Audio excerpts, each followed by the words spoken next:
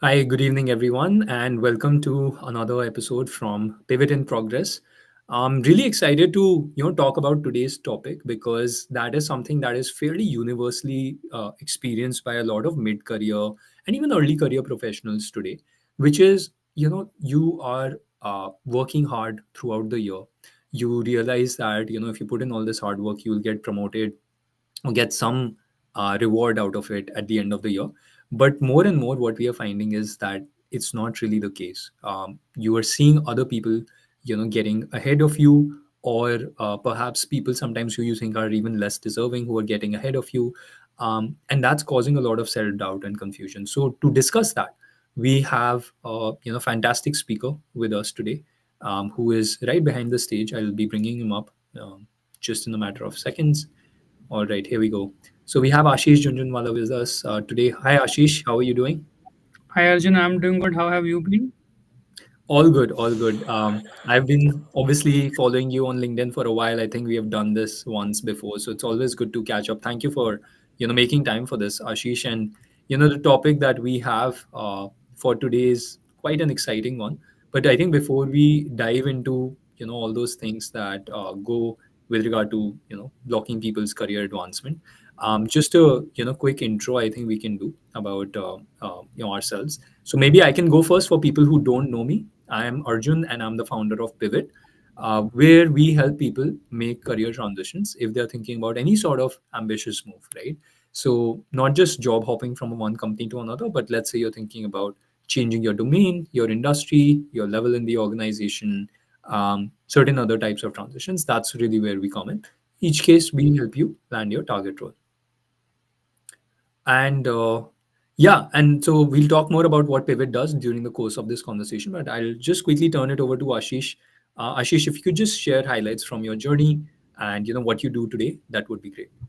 Perfect. Firstly, Arjun, a big thank you for having me for today's session. As you introduced, my name is Ashish. Call education wise, I'm a CA, CS, CFA, FRM. Then did my MBA from IIM Calcutta. Uh, Professionally, I have worked with Goldman Sachs, the Sovereign Fund of India, Boston Consulting Group, Tata Digital, and then a couple of small stint with startups. And then I was working as a management consultant in the Gulf, and then seeing the market, understanding it, I felt that there is probably some gap here in the personal finance space and the comprehensive personal finance app. So then we decided that yes, it's probably time to wear that entrepreneurial hat, and then we started a company out here.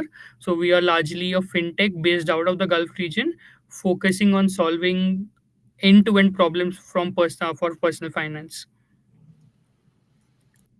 Very interesting. Got it. Okay. So you have been in various roles though, Ashish, right? Just wanted to understand, like, I mean, you've worked at such diverse companies and roles. So what made you kind of make these, diverse career decisions with regard to trying out so many different types of companies and roles? So at least not the most traditional way, but probably whenever I wanted to make a decision, my instead of seeing the positive, I used to see that negative side more. So my first question is that yes, whenever I'm trying to make a move, what's the maximum damage that can happen if that move does not work out? And then if I realize that yes, nothing life changing is happening, so I know that yes, I can explore this moves. And then it's more about a combination of what I want to do, and normally it would be more something hustle, something more exerting where I can you leverage my skills.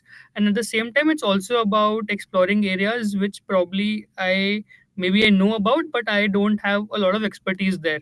So I ensure that whatever job I am looking at in my next move, yes, pay and etc. are factors to it. But two key determinants are that yes, whatever knowledge skill set I currently have, can I leverage that in my new job? But at the same time, is there a lot of scope to learn additional?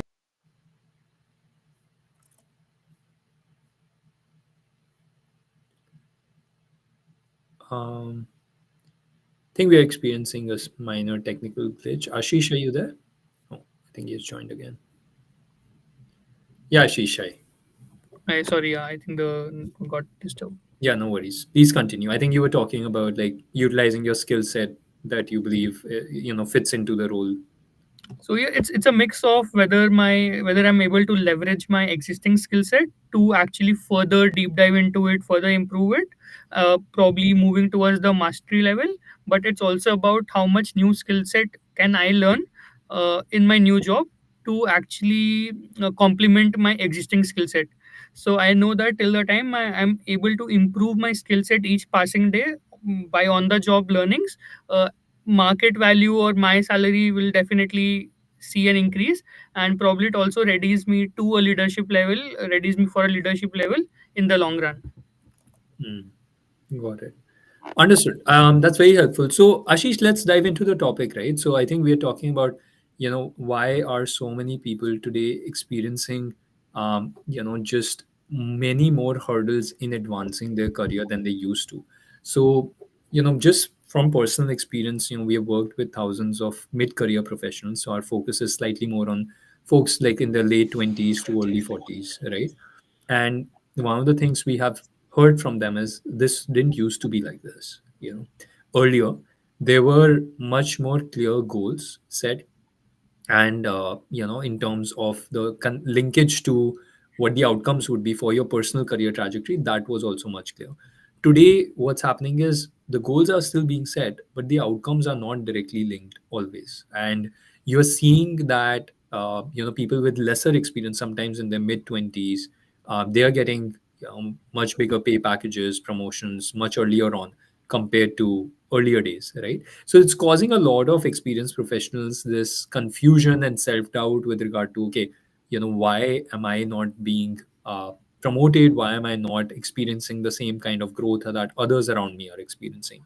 So, I mean, the first point that I want to understand from you is, have you personally seen this kind of phenomenon, this kind of trend play out in your organizations, wherever you've worked or around you, where you have seen your career growth not being as straightforward as what it used to be? And I don't just mean learning and development, I mean the outcomes that people want from their career, like packages, position, title, responsibilities, team size, all of those.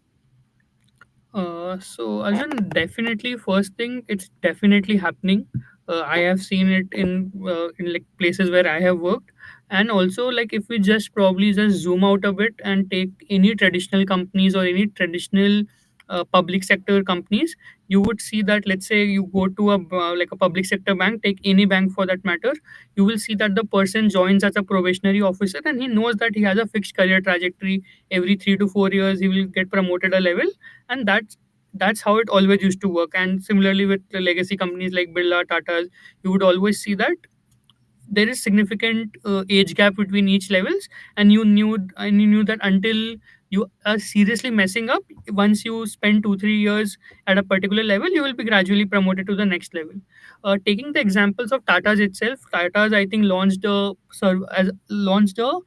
subsidiary of them called Tata Administrative Services, which was called as Tata's UPSC back then, like back 20 30 years ago. And this was the first time they realized that yes, let people in my team, let people in Tata get promoted as per tenure. However, why don't I get some exceptionally good people, uh, train them under a TASH program, and now can I ready them to be the next leadership at for the next leadership roles? So now, if you go to any Tata company, you will see yes, there are a lot of legacy folks out there, 30 years, 35 years at the leadership level. However, you will see that between them are a couple of young folks, significantly 15 20 years younger to them, and these are the task cadets which actually Tata groomed so that they can actually reach the leadership level at a very young age.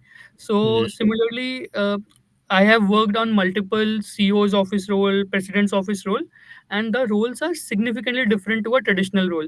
Here, from problem solving to data analytics to project management operations to anything that requires support, anything which is on fire, we ensure any cross coordination, we ensure that we get it done. And that's why we have seen that anyone who has actually got opportunities in this role, they significantly join some other department after a couple of years in these roles at a significantly higher level, Mhm. designation wise. Pay Right. definitely follows that. So yes, if you are able to show that you have the skill set, if you're able to show that I am ready to take on challenging things, if you're able to show the impact, and if you're able to show that that learning thing is there in you, so definitely your learning curve will be significantly higher, or your growth in the company will be significantly higher as Yeah. compared to the normal traditional folks who are not showing this. That's very interesting. I mean, that is a relatively new kind of trend that we are seeing, right? So, I mean, my question is, how do mid-career professionals? So, yeah, Ashish, hi. So, how do mid-career professionals, people who have slightly more experience, who might have achieved a certain level in their career already, like let's say manager or above kind of a level, who may not be always considered, like affordable resource kind of a thing, for them, since they have a certain CTC package attached, how do they still continue to showcase very high value that they can add to the company? Like, for example, there will always be somebody younger than you who can be trained, right? Once you reach, let's say, a 30 year old kind of a level. But you still can add value, and generally, people value experience still, right? Even though I know with AI, a lot of things are being leveled, where a 25-year-old can do a lot of the same things that a 35-year-old might be able to do. But if you were to talk about specifically slightly more experienced professionals and their growth trajectories, which are being hampered more so than the younger folks' growth trajectories, what suggestions, what advice would you give them? So Arjun, just to again take a step back, firstly, at least whatever little I have seen in the corporate world, if the person is good, no matter how much experience that person is bringing,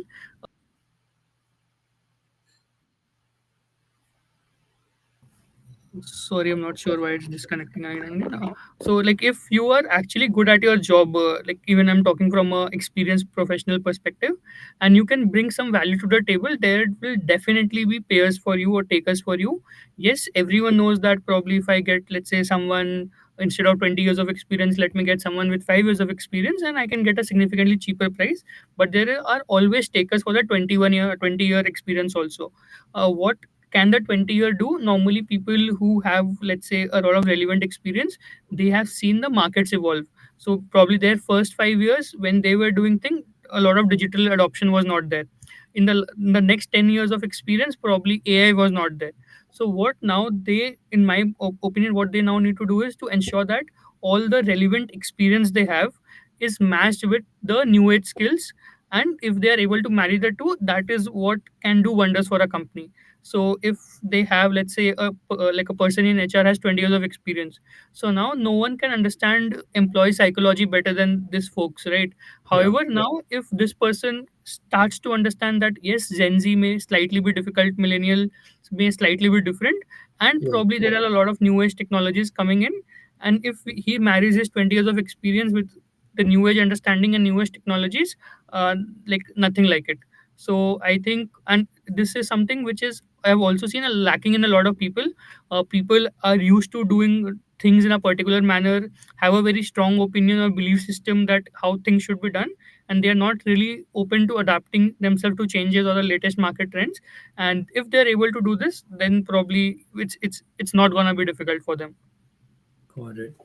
So, like, basically taking a very radical sort of self assessment to figure out what you need to adapt for, what you need to actually change about your prior ways of doing things, what you need to unlearn, and then learn uh, the new skills. So, that's an interesting point that you bring up, Ashish. So, with regard to that, I would love to understand specifically, when a person is trying to gauge what is working for them, what's not working. Let's say, there are certain skills, there are certain methods that I have applied over the last 5 years, but they just don't work anymore for me. But I don't really know that, right? Because I have seen success previously, so I may be misunderstanding how it will play out in the future. um, like, if we take a specific example, it might be that I have not used AI in the past, right? And a lot of people are using AI around me, but I feel like I want to continue doing whatever has gotten me ahead in my career so far. But today I'm not experiencing the same growth, and I'm not able to understand exactly why. So how do I figure out that A, what are the things that I need to unlearn? And B, what are the new things which I should be open to learning? And rather the open, like I should prioritize learning them. So, is there some sort of a framework, some sort of a self assessment criteria or skill gap identification criteria that will be able to help people achieve that? So I personally do this a lot, but I don't use any hardcore framework. But the one thing which I very frequently do uh, is to self-evaluate, and how I self-evaluate or do a self-evaluation is like things that I always used to consider my strengths. Like probably any analytics meeting is going on, or let's say any analysis is to be done. I used to consider this as my core strength, and probably the impact of my analysis would show either in meetings or in implementation. So the moment I start to feel that or realize that yes, probably that impact is slightly decreasing or my core strengths are no longer my core strengths, that's the time I know that yes, there are skills. These skills probably got me here, but definitely won't take me to the next level. Or probably these skills are no longer needed to ensure that I maintain my current level also. So the Yeah. first thing which I do is a lot of self evaluation, self assessment, and it's an ongoing 365-day thing. It's not that if something has gone wrong, I probably sit with a pen and paper and try and evaluate. It's always like any day something did not go your way, the meeting did not go as you expected, your excel did not, you were not able to do carry out the right analysis. You probably, whenever you get time or whenever you're traveling, you think that okay, what actually went wrong there, right? And once you're able to narrow down on what are the problems, you identify okay, this thing is probably not no longer working for me, so these are probably things I probably need to unlearn. For things what I need to learn is definitely one of the reasons you are able to identify that things are not going, that yes, your current levels are starting to go down, but there are people either in your university or probably there are people you look up to who are doing those things in a significantly better manner. And when someone is doing things which you are also doing or you want to do in a better manner, this could ideally be either they have a better technology, either they have a better skill set, or they have a better control on that thing. So then you need to identify that yes, probably do you want to reach the level the person you are adoring, the person you benchmark yourself with is Yeah. the level at which they are. And once you realize that, it's more about identifying how did the other person crack it, and just seeing that what elements of those can you actually incorporate in your life or in your learning of that skill set. Got it. And so, I mean, that's good in a way. It's a good framework to think of, right? Like when you're comparing yourself with your role models or people who you think you should benchmark yourself against. My question is, let's say you identify some key skill gaps, right? And you identify what you need to unlearn. Um, so those are good identification strategies. How do you actually implement that? Because unlearning, the process of unlearning and the process of learning significantly new skills after a certain point in your life become harder and harder, right? As we all know, it's easier to learn when you are more of starting from a blank slate rather than somebody who has years of experience used to doing things in a certain way. So now, let's say I understand, okay, these are the skills I need to unlearn. Like, for example, I may be very used to writing every email from scratch and, spending a lot of time reviewing, reading, but I've realized that I can leverage AI. Apart from that, there are so many other things that could be unlearned and then relearned in a different way. So if you could share, like, what is the best way to actually implement what your findings are from a skill on learning and then learning perspective. Sure, Arjun.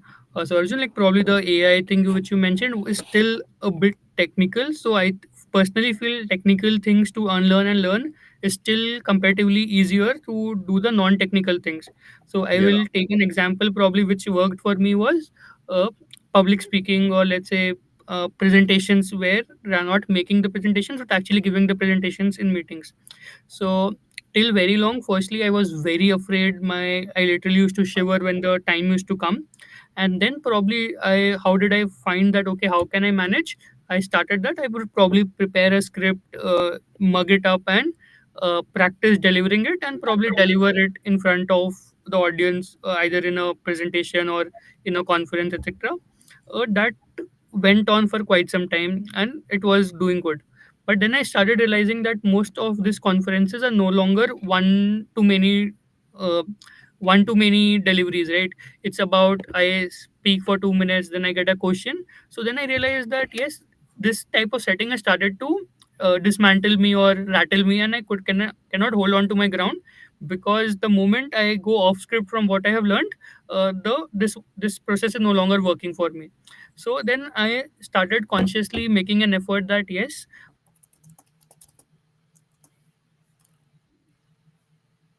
so I started to realize that these things are not working for me, the existing way approach I do. What I started to do is I started to ensure that any presentations, any conferences, any sessions I do, I won't actually learn any stuff before the like I won't learn. Yes, I will definitely read about it. I will do ensure that I'm informed about that meeting. I'm informed about the presentation, but I won't mug it up. And then probably I ensured that when I go, I start to deliver, or I start my new approach. Things did not work out the few times. I forgot, I shivered, I went blank. But gradually that improvement started to come out. And after every presentation, I would probably go back to my desk. Every conference, I would go back to my home and just evaluate that. Okay, how did I do? Not how did I do as compared to the best speaker in the room, but how did I do as compared to the previous day Ashish, what was his capability, what was his performance levels versus how I did today. So I Yeah. ensured that probably after every presentation, after every session, I'm improving by 1%, 0.1%, anything. The second thing which I did was I ensured that I took a lot of feedback.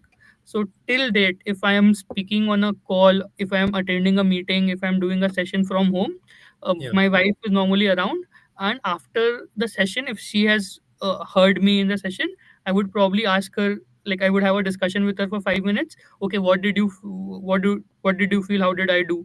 Was it good? What were the areas of improvement?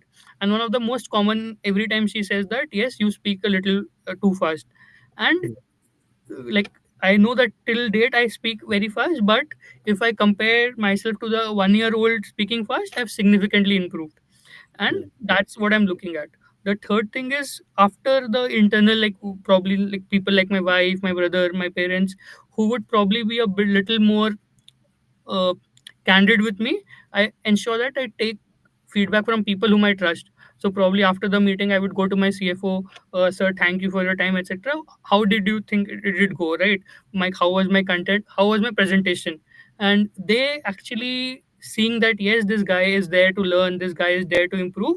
They actually share a lot of important feedback, and this feedback is coming from people who have done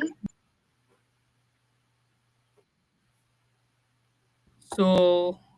Yeah. So these are coming from people who have done it 1,000 times. So I ensured that firstly taking a hard decision to unlearn things, then probably working consciously on adopting the new thing, ensuring I take a lot of internal feedback and I take a lot of external feedback, and every time try and incorporate those feedback. Not every time you can incorporate all the feedback all at once. So prioritize things that yes, probably this is easily implementable, this probably I will try and incorporate after 3 months, after 6 months, after I've reached a certain level. But Yeah. self assessment, self ensuring that I use things, a lot of feedback internally, a lot of feedback, ensure that I'm actually able to progress. Again, there's a lot of a big way to go, but yes, I've significantly made progress over the years. That's very helpful. I think a lot of the points are very relatable, understandable. I think with regard to, like you talked about the example of public speaking. I think a lot of people who actually go through that kind of a journey for from not being the best speaker to gradually improving, and I think taking feedback is a big part of it. Um, Ashish, one question that I are you there?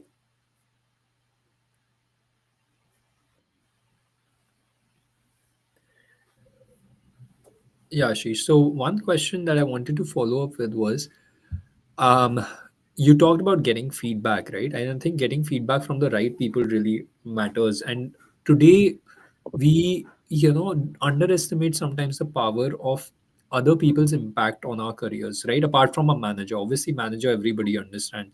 But apart from manager, also, your stakeholders in the company, outside the company, like your clients, other people, perhaps, let's say, who you don't really know that well, but they could hold the key to future opportunities for you, like certain people working at your target companies, and they are they are available on LinkedIn, but you haven't reached out to them. So can we talk about more holistically what role has networking played for you in your career advancement? And networking might sound like a buzzword, so more than networking, what I intend to focus on here is the impact that other people, apart from just your manager, have had on your growth and advancement, and how can others also utilize their own networks to advance better. So Arjun, as you mentioned, networking is a buzzword and it's often misinterpreted.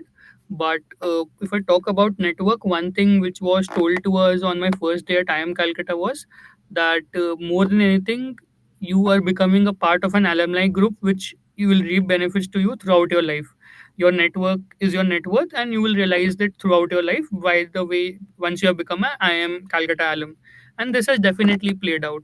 One more misconception about networking or network is that it's always about just ideally. I like some people think only let me network with some of my company folks, and things will actually work out for me. So networking is not only limited to your internal stakeholders; it's also related to your external stakeholders, people you don't know, some anyone who you feel that can be of use to you either directly or indirectly. So these are the two or three things. Uh, how has networking played a very important role in my life? Networking was never about someone like just because someone I knew or someone I've networked well with give me a cakewalk thing, right? Yeah. However, it helped me open doors for me.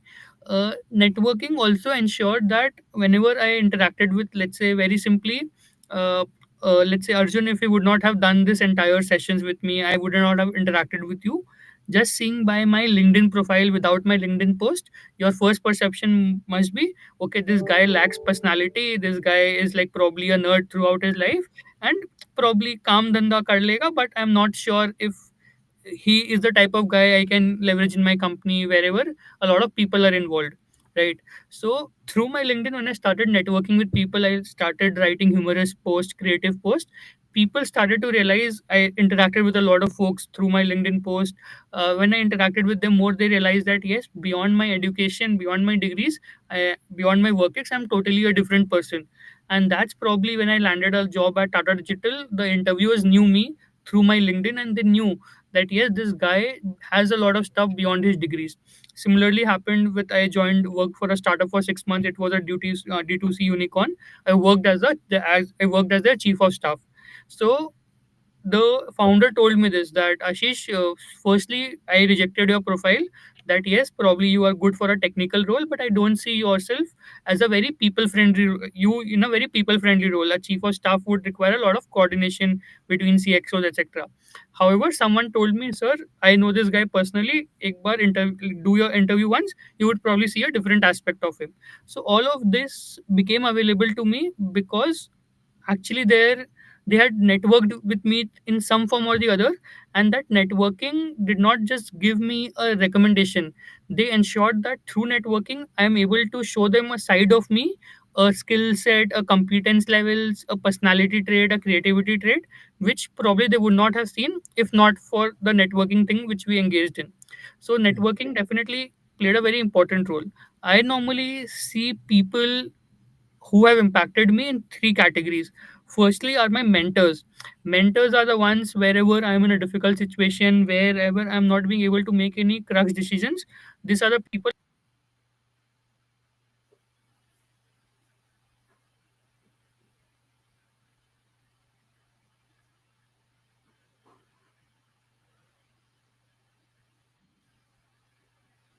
Sorry. Yeah.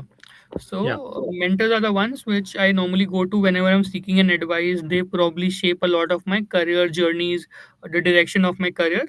The second one are promoters. So promoters is just from the like the NPS we talk about, the net promoter score.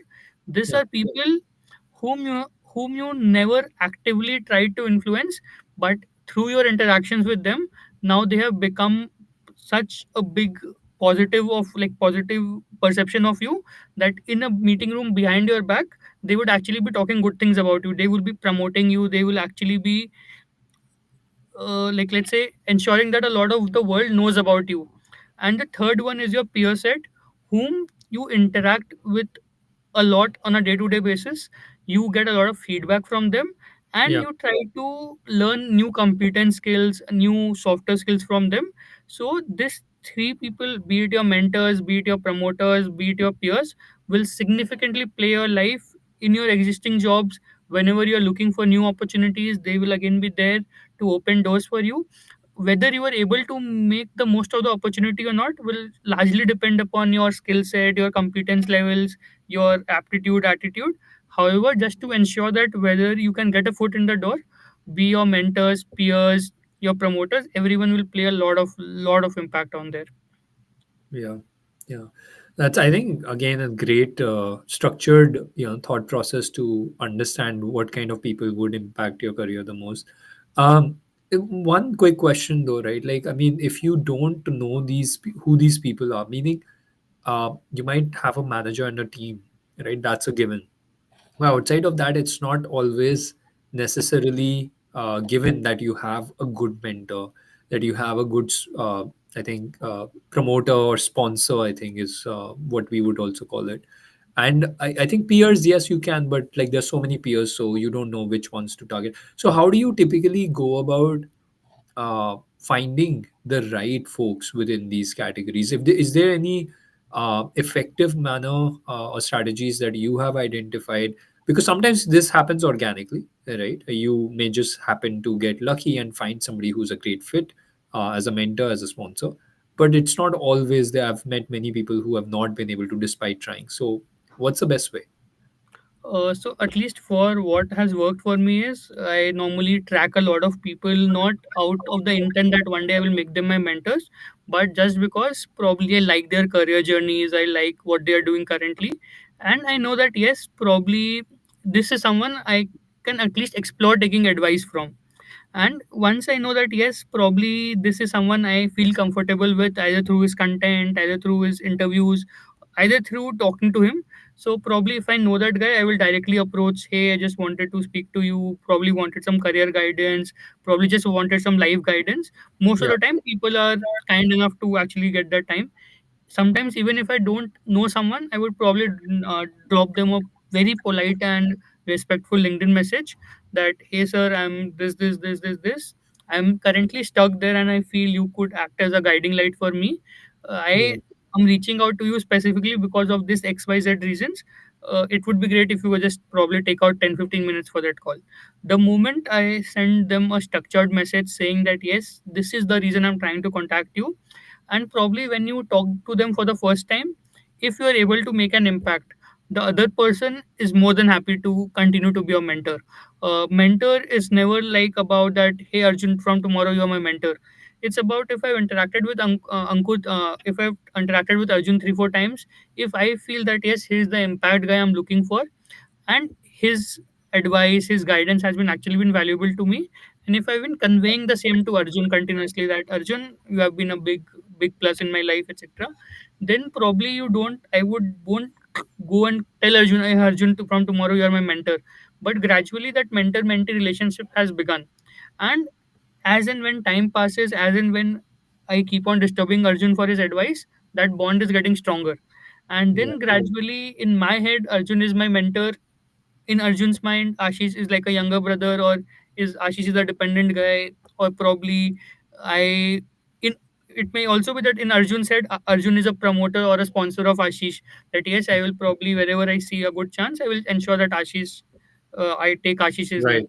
So it's all about once you have made that initial contact, you keep in touch, you ensure that you are thankful enough, you show that enough gratitude, and over time, as and when you guys interact more, I think that mentor-mentee relation just keeps on getting stronger. I think very well said. Very well said. I agree with you that you can't just always start by seeking a very formal mentorship or by seeking like a formal sponsor. It can be that it takes time. It's gradual. It's organic. But one of the things, I just want to call out is today there are some platforms for people who are finding it hard to find the right mentors naturally within their environment. It can happen, right? So for those people, there are platforms like Pivot, like others also, where you can find people slightly through more formal and structured channels, which may be relatively new and not a lot of people know about it. So rather than not having anybody, I think it's always good to at least explore some of these platforms and figure out if someone would be a good fit for you. Um, so Ashish, we are getting a lot of questions now from our audience as well, but just one more thing that I wanted to discuss before we get to the questions. And folks, please continue to share your questions. I see some really good questions, so we'll take them up in just a matter of moments. Just one thing I want to discuss more is, a lot of times when people are focusing on goals when they come to us in their career growth journey, they talk a lot about, as I was mentioning earlier, right? Pay, position, team size, title, those kind of things. And we often tell them that, yeah, I mean, those things are important and you have to look at them, but you also can't just focus on goals. You have to look at what you are doing today to achieve those goals. And what kind of systems you are setting in place to be able to achieve those goals. And I think throughout the conversation, you have shared certain very good points around building these systems like mentorship, um, like self evaluation, right? These are all systems that you have set for yourself. Is there sort of, an overarching system that you think can be put into place that would help people focus on the right factors that would drive their growth? If so, like, I mean, maybe you would just say, I've already shared most of it, and, I'm happy to reiterate. Um, yeah, you might say that, I've already shared most of my key factors of growth, and this is what they are. But if you could maybe just look at a bird's eye view and highlight the core driving factors of growth and what systems you have put in place to ensure you focus on, driving those, that would be helpful. So Arjun, I will actually take the example of BCG here.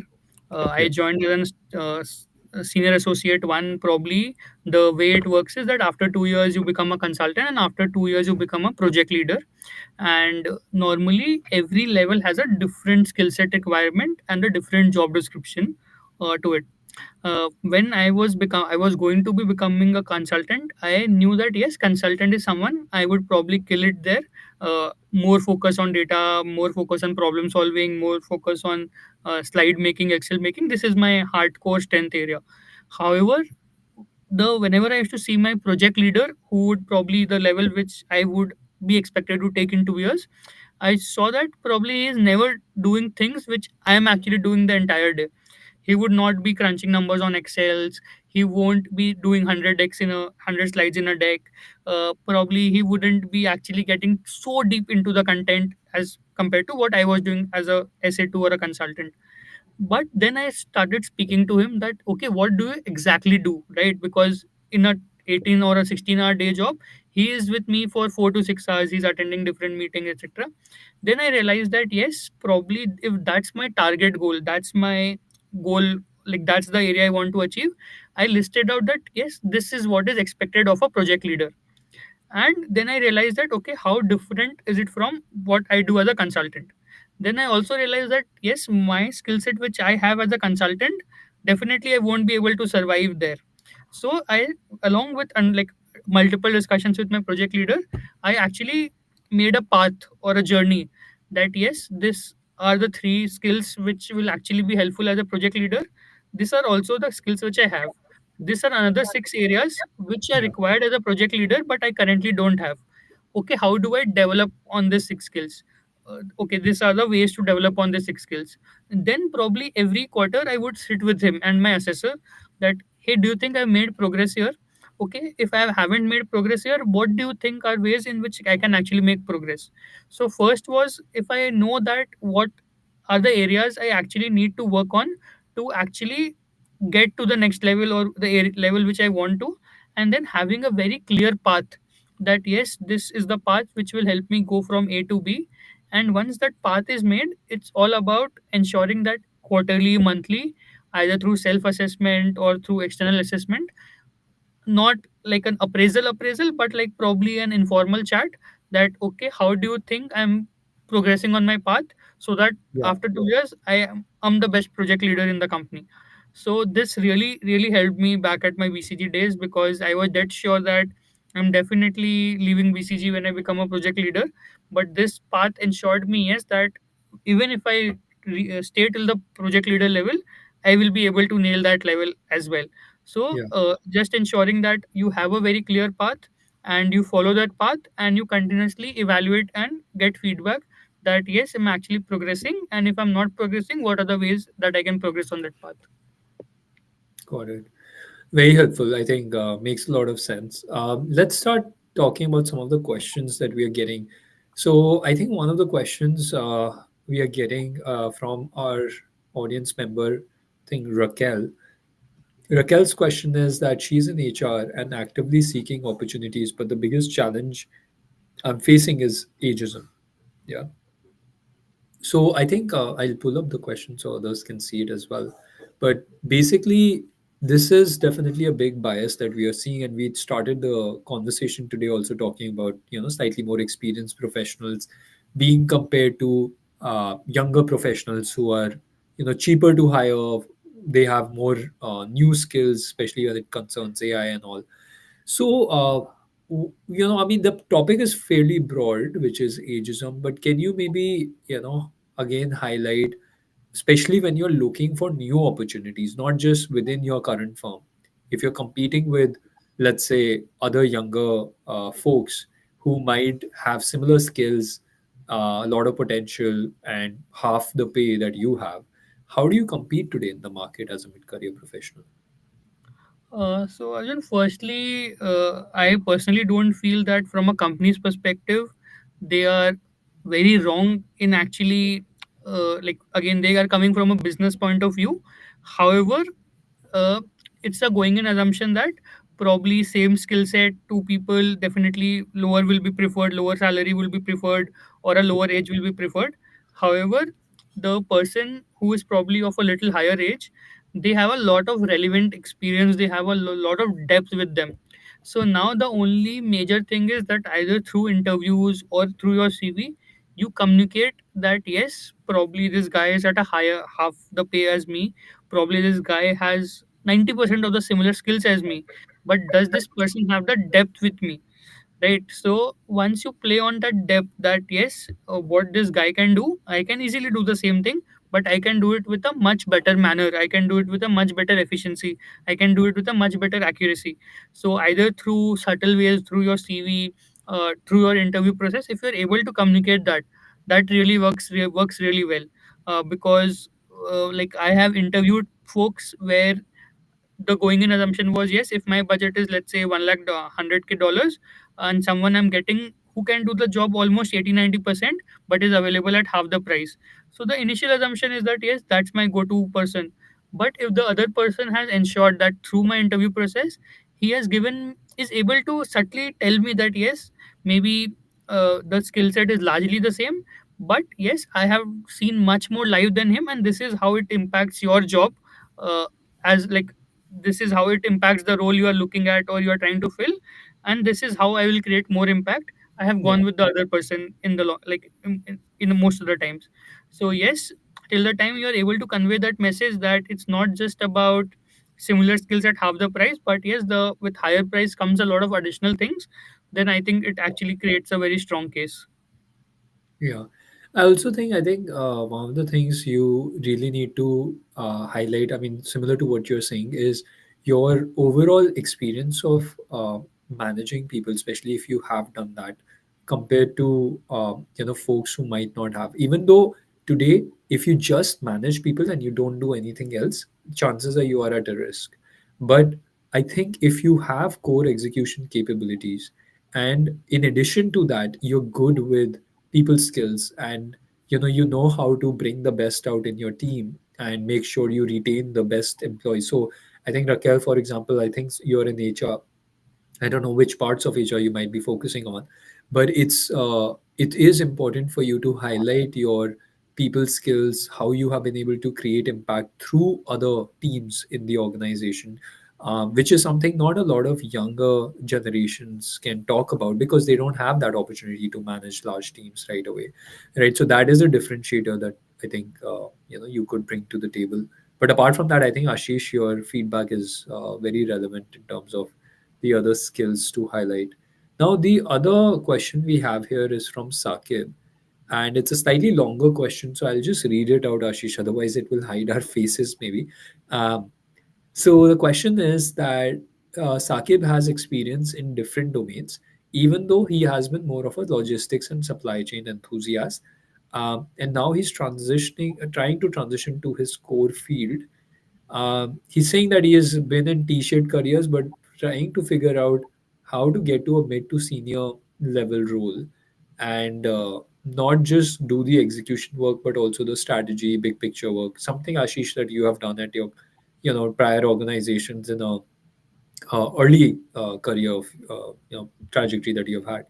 And so I think his question is very relevant to you because he's saying, how do I get to mid senior roles if you I have been in different types of companies or different types of domains? Because then probably people are perceiving him to be a fresh talent, new talent who needs experience before he gets promoted to a mid to senior role. So you have done something similar in your journey. How have you been able to do it?